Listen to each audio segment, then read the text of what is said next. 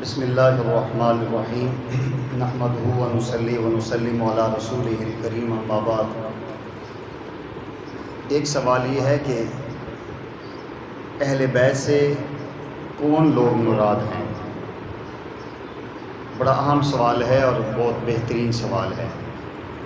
پھر دوسرا ایک دوست نے یہ سوال کیا ہے کہ 10 محرم الحرام عاشورہ کے دن میں جو نیاز تقسیم کی جاتی ہے یا وہ مٹی کی پیالیاں کچھ دی جاتی ہیں، ان کا یہ دینا تقسیم کرنا کیسا ہے؟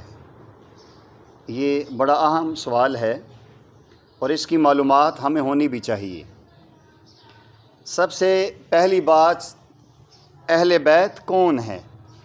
تو عام کنسیپٹ لوگوں کا یہ ہے کہ صرف 5 شخصیات خاندان اہل بیت ہیں، اور یہ سراسر جھوٹ ہے، الزام ہے، کذب بیانی ہے۔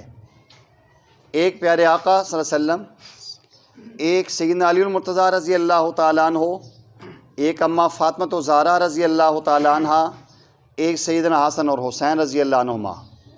یہ جو 5 تن پاک کا کنسیپٹ ہے، یہ سراسر ظلم ہے، جھوٹ ہے، اسلام کی روح کے ساتھ غداری ہے۔ ممکن ہے آپ کو یہ بات عجیب لگ رہی ہو۔ 5 تن پاک کا معنی کیا ہے؟ تن کا مطلب ہے 5، پاک کا مطلب ہے پاک۔ گویا رسول اللہ صلی اللہ علیہ وسلم کی 23 سالہ محنت میں 5 بندے پاک ہیں، باقی گئے سارے۔ یہ کتنا بڑا جھوٹا عقیدہ ہے جو اسلام کی پوری عمارت کو گرا دیتا ہے۔ یہ کنسیپٹ غلط ہے، یہ نہیں ہونا چاہیے۔ خاندان اہل بیت میں پہلے ایک عام مثال اپنے معاشرے کے سمجھ لیں، پھر آپ کو میں عرض کرتا ہوں۔ اہل بیت کا مطلب ہوتا ہے گھر والے۔ جب بھی کسی بندے سے آپ پوچھیں گے، مجھ سے پوچھیں گے کہ مفتی صاحب آپ کے گھر والے ٹھیک ہیں، یا ہم کسی اور سے پوچھتے ہیں کہ بھائی آپ کے گھر والے ٹھیک ہیں، تو اس سے مراد کون ہوں گے؟ سب سے پہلے میری بیوی مراد ہوگی، کیونکہ میری گھر والی وہ ہے۔ جب بھی پوچھتے ہیں یہ کون؟ میرے گھر والی ہے جی۔ بچے ساتھ ہوں، کہتے ہیں گھر والے ہیں سارے۔ تو میرے گھر والوں میں میری ماں بھی نہیں آتی، میرے والد صاحب بھی نہیں آتے، اور اسی انداز میں میرے گھر والوں میں میری بیٹیاں بھی نہیں آتی۔ یہ بات حقیقت ہے۔ میری بیٹی کے جس کے ساتھ شادی ہوگی وہ اس کی گھر والی ہے۔ یہ بات ہمارے معاشرے میں ہے کہ نہیں جی؟ اگر آپ کو پتہ ہے تو بولیں ہاں، نہیں تو کہو نہیں آنا ضرور۔ تو جو بیٹی، جس کی بھی بیٹی جس کے ساتھ شادی ہوتی ہے وہ اس کی گھر والی ہوتی ہے۔ جس کے ساتھ میری شادی ہوگی وہ میری گھر والی ہوگی۔ تو سب سے پہلا گھر والوں سے مراد بیوی ہوتی ہے۔ سب سے پہلے بیوی گھر والی ہوتی ہے، پھر بیوی سے آگے جو بچے پیدا ہوتے ہیں یا پھر آگے بیٹیاں ہوتی ہیں، جب تک شادی شدہ نہ ہو تو میرے گھر میں ہوتی ہیں، جب ہو جائے تو دوسرے گھروں میں چلی جاتی ہیں۔ یہ ایک اصول ہے دنیا کا۔ اب آپ نے اسی اصول کے مطابق دیکھیں، نبی کریم صلی اللہ علیہ وسلم کے اہل بیت میں گھر والوں میں آپ صلی اللہ علیہ وسلم کی 11 بیویاں ہیں، کیونکہ آپ کے گھر والی حضرت خدیجہ بھی ہیں، حضرت عائشہ بھی ہیں، حضرت حفصہ بھی ہیں، حضرت سعودہ بھی ہیں، حضرت زینب بنت جحش بھی ہیں، حضرت ام حبیبہ بھی ہیں، حضرت جویریہ بھی ہیں، ماریہ قبطیہ بھی ہیں رضی اللہ عنہن۔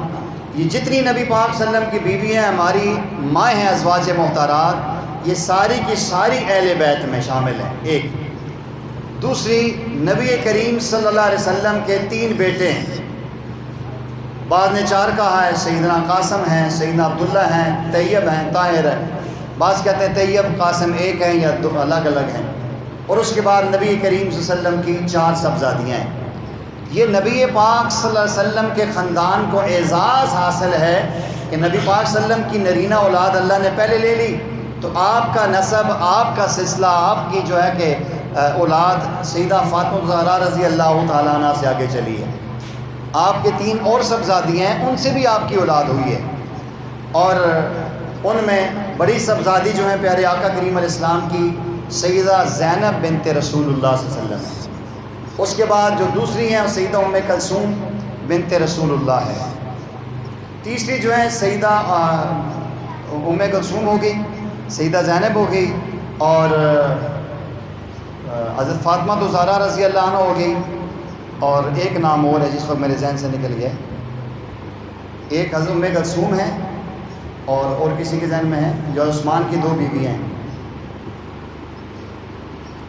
پیارے آقا صلی اللہ علیہ وسلم کی 4 بیٹیاں ہیں، سیدہ زینب، سیدہ جزاک اللہ، سیدہ رقیہ اور سیدہ ام کلثوم، یہ دونوں حضرت عثمان کی بیویاں ہیں، اور سیدہ فاطمہ زہرا رضی اللہ تعالیٰ عنہ سیدنا علی المرتضیٰ رضی اللہ تعالیٰ عنہ کی بیوی ہیں۔ سیدہ زینب کی جو ہیں ان کے ایک بیٹا ہے اور ایک ان کی بیٹی ہے۔ آپ کے بیٹے کا نام علی ہے، علی بن ابو العاص۔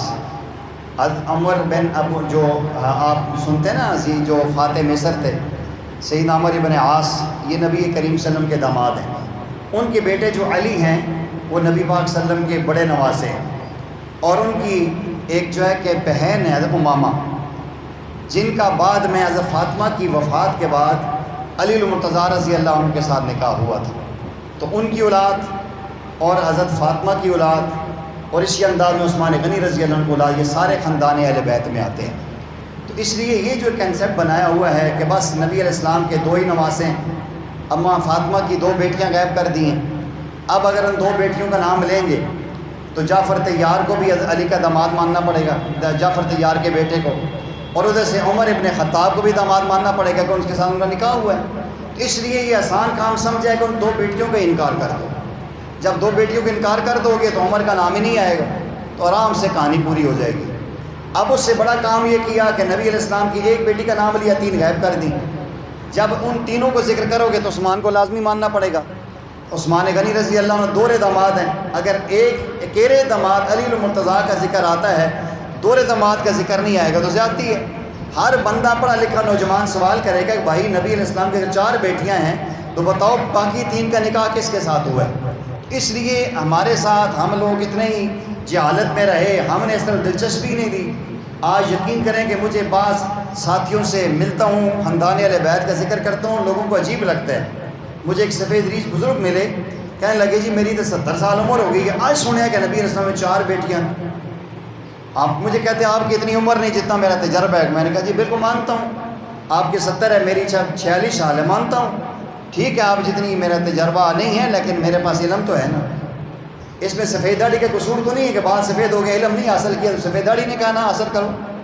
دنیاوی اعتبار سے ہر بات ہم سیکھتے ہیں، تو دینی اعتبار سے ہمیں سیکھنا چاہیے کہ نبی علیہ السلام کی 4 بیٹیاں، 3 آپ کے بیٹے، نبی کریم صلی اللہ علیہ وسلم کے سارے نواسے، ساری نواسیاں، یہ ساری خاندان اہل بیت میں آتی ہیں، اور یہ سارے برابر ایک درجہ رکھتے ہیں۔ یہ الگ بات ہے کہ سیدنا حسن حسین کی شان ذرا بلند ہو گئی ہے، پیارے آقا صلی اللہ علیہ وسلم کی آخری صاحبزادی حضرت فاطمہ سے پیار زیادہ ہے، لیکن پیارے آقا کی 4 بیٹی جنتی ہیں، آپ کے سارے نواسے جنتی ہیں، آپ کے سارے داماد جنتی ہیں، تو یہ سارے خاندان اہل بیت میں شامل ہوتے ہیں۔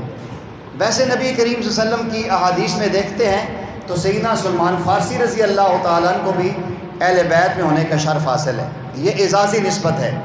وہ واقعہ غزوہ خندق اگر آپ کو یاد ہو، خندق کھود رہے تھے تو اس میں یہ سلمان فارسی اس وقت کئی 100 سال کی عمر کے تھے، کافی عمر کے تھے، عیسیٰ علیہ السلام کی وہ دین میں چلتے چلتے آپ آئے تھے۔ تو انہوں نے رائے دی تھی کہ ہمارے اس زمانے میں جب دشمن زیادہ طاقتور ہو اور ہم کمزور ہوں، ہم اپنے شہر کے باہر نہ خندق کھودتے تھے۔ ان کی رائے پر خندق کھودی گئی، تو اب یہ جب اکیلے کھودتے تھے تو 10 بندوں سے زیادہ ماشاءاللہ یہ کام کر لیتے تھے، 10 بندوں کی جوڑیاں تھیں۔ آپ نے طے کیا تھا یہ لین مہاجرین کریں گے، وہ انصار کریں گے، یہ فلاں کریں گے۔ اب انصار نے کہا کہ سلمان ہم میں سے ہے، کیونکہ یہ ہجرت کر کے ایران سے آئے تھے، مدینہ میں مسلمان ہوئے ہیں تو یہ انصار میں سے ہیں۔ مہاجرین نے کہا کہ نہیں نہیں یہ ہجرت کر کے ہیں تو یہ مہاجر ہیں، ہم مکہ سے آئے، یہ ایران سے آئے ہیں۔ اس میں جھگڑا ہو گیا، تو نبی کریم صلی اللہ علیہ وسلم نے وہ اس لیے ساتھ لینا چاہتے تھے کہ یہ کام جلدی ہو جائے گا، ان کی تجربے سے فائدہ اٹھائیں گے۔ تو پیارے آقا نے فرمایا چھوڑو، مہاجرین تمہاری بات اپنی جگہ، انصار تمہاری بات اپنی جگہ، سلمان من اہل بیت ہی، سلمان میرے خاندان سے، یہ میرا ہے۔ تو یہ حضرت سلمان فارسی کو یہ اعزاز ملا ہے کہ وہ بھی خاندان اہل بیت میں شامل ہیں۔ وہ درجہ نہیں ہے سیدنا حسن حسین کا، لیکن پیارے آقا نے اپنی زبان سے کہا کہ یہ بھی میرا ہے، میرے خاندان میں۔ صحابہ اکرام باقی بیٹھے ہوئے تھے، ہر صحابی کے دل میں تمنا تھی کاش پیارے آقا ہمارے بارے میں بھی کہہ دیتے، ہمیں بھی کہہ دیتے یہ بھی میرا ہے۔ تو پیارے آقا صلی اللہ علیہ وسلم نے ایک اور تاریخی جملہ ارشاد فرمایا، بخاری میں موجود ہے۔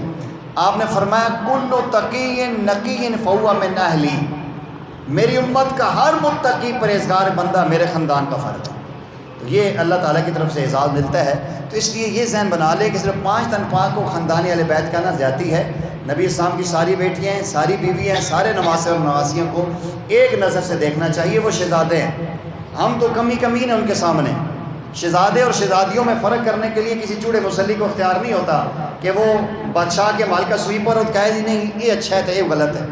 اس کی نظر میں سارے شہزادیاں برابر ہیں، سارے شہزادے برابر ہیں، ہم غلام ہیں، ہم خادم ہیں، ہم ان کے نوکر ہیں، ہمیں اختیار ہی نہیں ہے کسی کی عزت بڑھائیں کسی کی کم کریں۔ جو نبی پاک صلی اللہ علیہ وسلم کی بیٹی ہے وہ ہمارے سر کا تاج ہے، نبی پاک صلی اللہ علیہ وسلم کے نواسے ہماری آنکھوں کا نور ہے، بس ہم سب کے غلام ہیں۔ دوسرا سوال یہ تھا کہ 10 محرم الحرام کو جو نیاز تقسیم کی جاتی ہے، آیا قرآن و سنت کی روشنی میں سنت ہے، فرض ہے، واجب ہے، مستحب ہے یا بدعت ہے؟ لازمی بات ہے، بات اسٹریٹ فارورڈ کرنی چاہیے۔ نبی کریم صلی اللہ علیہ وسلم کی احادیث میں دیکھیں تو پیارے آقا نے عاشورہ کے دن روزہ رکھنے کا حکم دیا ہے، اور آپ نے خود فرمایا ہے کہ میں آئندہ سال رہا تو میں 9ویں یا 11ویں کے اس کے ساتھ ملاؤں گا۔ اور جتنے بھی اولیاء اللہ ہیں، میں بڑے دعوے سے بات کر رہا ہوں، کسی بھی اللہ کے ولی کی تاریخ اٹھائیں، آج بھی جو اللہ کے ولی موجود ہیں صحیح ولی، وہ کبھی بھی آپ کو عاشورہ کے دن کھانا کھاتے ہوئے نظر نہیں آئیں گے، وہ روزے سے ہوں گے۔ اللہ کے ولی کو بغیر ولایت رسول اللہ کی غلامی کے ملتی نہیں ہے، تو عاشورہ کے دن میں تو روزہ رکھنا سنت ہے، اور رسول اللہ صلی اللہ علیہ وسلم کا حکم ہے رکھنا چاہیے۔ اور رمضان کے روزوں سے پہلے پیارے آقا مستقل عاشورہ کا روزہ رکھتے تھے، تو عاشورہ کے دن کھانا تقسیم کرنا چاہیے، کھانا بنانا چاہیے، لیکن رسول اللہ صلی اللہ علیہ وسلم کی احادیث کی روشنی میں پیارے آقا صلی اللہ علیہ وسلم فرماتے ہیں کہ جو بھی میرا امتی 10 محرم الحرام کو اپنے گھر والوں کے لیے اضافی کھانا بنائے گا، الفاظ حدیث کے کھانے میں وسعت دے گا، اللہ اس کی برکت سے پورے سال کے رزق میں برکت دیں گے۔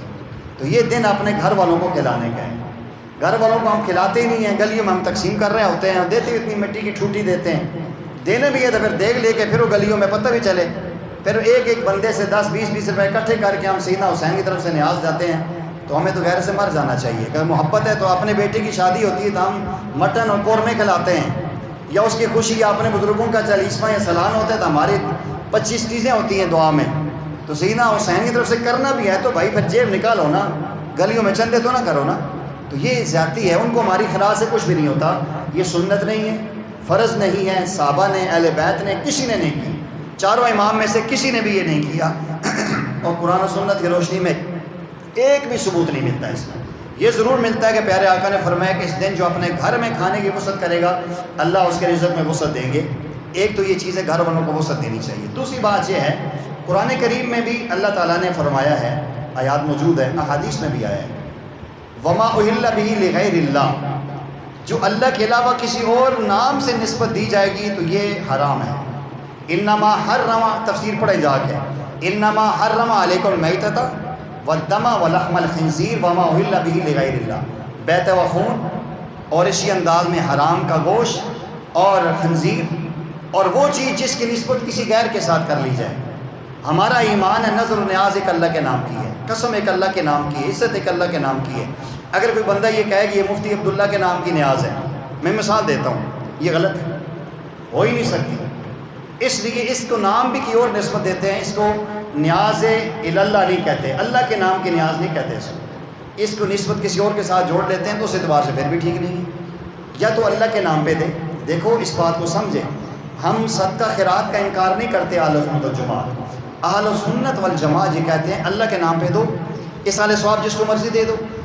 آپ ایک دیکھ اللہ کی راہ میں جا کر صدقہ کرتے ہیں اور یہ کہتے ہیں کہ میں اپنے ابو کے لیے اصالِ ثواب کرتا ہوں، ایسے ہی کرتے ہیں نا۔ کوئی بندہ یہ کہہ جی نہیں کہ میرے ابے نے نائن نیاز ہے، لوگ کہیں گے جو کورا کو ایسے نہیں کھانے ہیں، ابو کے نام کے، میرے پیر صاحب کے نام کی نیاز، ایسا نہیں ہے۔ یہ اس چیز کو سمجھیں، لوگ خلط ملط کر دیتے ہیں، نہیں جی یہ مننے کوئی نہیں، ہم مانتے ضرور ہیں لیکن ہر چیز تو اللہ کے نام پہ، پیسہ دینے اللہ کے نام پہ، نظر و نیاز دینی اللہ کے نام پہ، غریبوں کو کھلائیں اور دعا یہ کریں کہ اللہ یہ تیرے نام پہ ہم دے رہے ہیں، اس کا ثواب سیدنا حسین کو پہنچائیں، اس میں کوئی حرج نہیں، دے سکتے ہیں۔ لیکن یہاں ایسا نہیں ہوتا، کہتے یہ نیاز حسین ہے، یہ نظر حسین ہے، نیاز حسین ہے، غلط بات ہے، ایسا نہیں کرنا چاہیے، اللہ کے نام پہ دینا چاہیے۔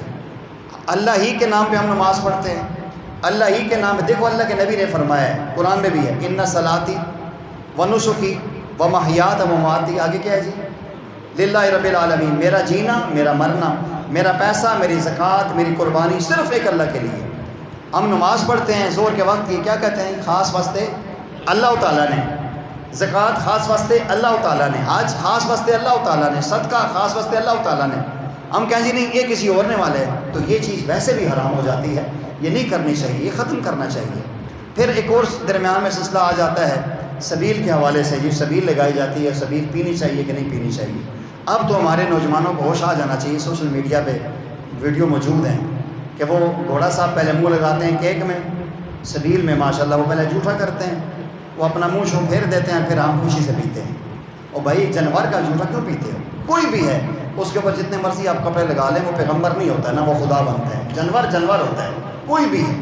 جانور کا جھوٹا، اس کے جھوٹے کے پینے سے شاباش، اچھی بات، اس کے نیچے بھی گزرنا چاہیے، اس کے منہ کو جا کے چومنا چاہیے۔ جانور ہے جی، سیدنا حسین کا گھوڑا ہو یا میرے آقا کا گھوڑا ہو، گھوڑا ہے، گدھا ہے، کسی کا بھی ہو۔